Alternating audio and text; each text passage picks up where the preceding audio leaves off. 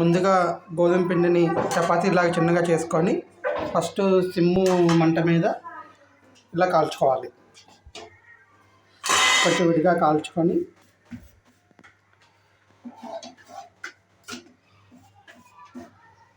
రెండు వైపులా లైట్గా వేడైనంత వరకు, పచ్చి పోయినంత వరకు ఇలా కాల్చుకొని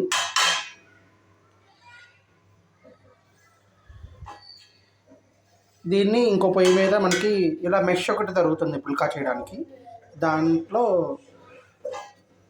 డైరెక్ట్ వేసి మంట పెంచుకోవాలి. ఇప్పుడు పూరీలాగా పొంగుతుంది ఇది.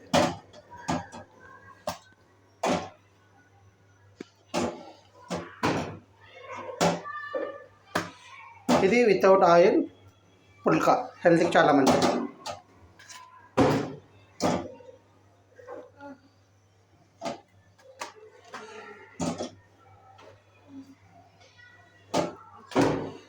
మేము ఈరోజు వీటిని గోశాలలో ఆవులకి పెడదామని తయారు చేస్తున్నాం. Thank you.